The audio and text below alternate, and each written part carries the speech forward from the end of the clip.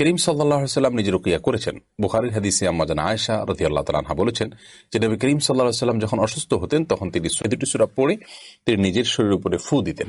এই সূরাগুলো পাঠ করে তিনি জাদু থেকে বাঁচার চেষ্টা করেছেন। কালো ছাগল লাগে, কালো মোরগ লাগে, মৃত ব্যক্তির হাড়গোড় লাগে। আবু উবাইদ আপনি লিখেছেন, রুকিয়া বলতে আসলে কি বোঝায়? রাসূল করিম সাল্লাল্লাহু আলাইহি ওয়াসাল্লাম কি নিজে কখনো রুকিয়া করেছিলেন? রুকিয়া কি সুন্নাহসম্মত পদ্ধতি? ইদানিং শোনা যাচ্ছে অনেক রাকি নাকি রোগীর শ্লীলতাহানি করার চেষ্টা করেন এবং অনেক চার্জ দাবি করেন। পাশাপাশি কোনো কোনো রাকি জিন গায়েব জানে এমন ভ্রান্ত আকিদাও পোষণ করে থাকেন। এ বিষয়ে আপনার কাছ থেকে জানতে চাই। খুবই গুরুত্বপূর্ণ একটি প্রশ্ন।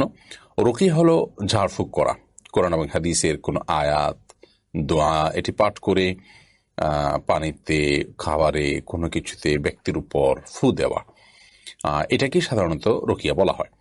তো অথবা এই ফু দেওয়া ছাড়াও শুধুমাত্র তেলাওয়াত শোনা, এটাও এক ধরনের রুকিয়া। মানে এক কথায় কোরআন এবং হাদিসের আয়াত এটি তেলাওয়াতের মাধ্যমে চিকিৎসা গ্রহণ করা। কোরআনের আয়াত এবং দোয়া কোরআন হাদিস আপনার থেকে প্রমাণিত, এগুলোকে দিয়ে চিকিৎসা গ্রহণ করা, সেটি পড়ার মাধ্যমে, পাঠের মাধ্যমে, এটি রুকিয়া।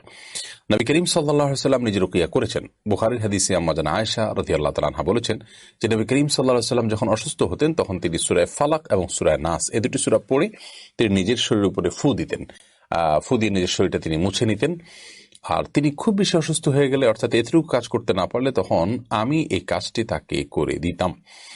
তো এই রুকিয়া নবী করিম সাল্লাল্লাহু আলাইহি ওয়াসাল্লাম হাদিসের আলোকে বোঝা গেল তিনি করতেন। আর এছাড়াও তিনি তাকে একবার লাবিদ ইবনে আসম নামক একজন ইয়াহুদি জাদু করেছিল, এটিও বুখারীতে বর্ণিত হয়েছে। তার জাদু থেকে রক্ষার জন্য আল্লাহ রাব্বুল আলামিন দুজন ফেরেশতাকে পাঠিয়েছেন, যারা নবী করিম সাল্লাল্লাহু আলাইহি ওয়াসাল্লামকে ঘুমের মধ্যে এই সূরা ইখলাস, সূরা ফালাক, সূরা নাস শিক্ষা দিলেন জাদু থেকে বাঁচার জন্য। অর্থাৎ এই সূরাগুলো পাঠ করে তিনি জাদু থেকে বাঁচার চেষ্টা করেছেন।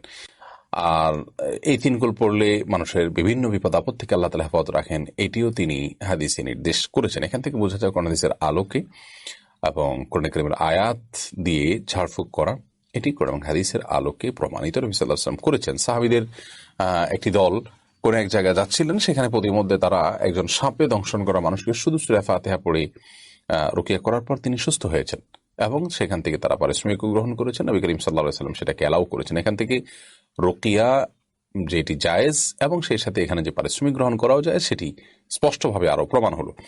এখন কথা হলো, পারিশ্রমিক নেওয়া জায়েজ দেখে কি আমরা একটু রুকিয়া করে লক্ষ লক্ষ টাকা দাবি করব কিনা? উত্তর হলো না। এটি আলামত এবং লক্ষণ খারাপ।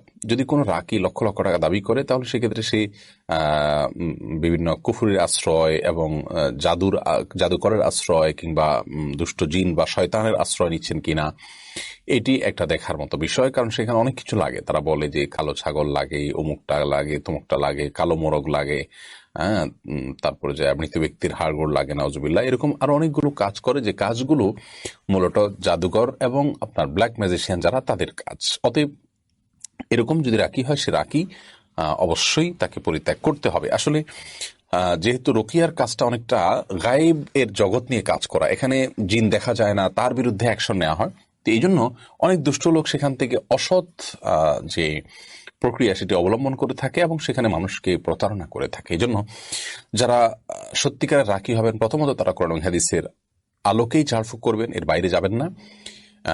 তাবিজ দিবেন না, যথাসম্ভব ঝাড়ফুঁক করবেন। তাবিজটাকেই অনেকে আপনার মূল পেশা হিসেবে বানিয়ে নিয়েছে এবং সেখানেও নানা রকমের আজে বাজে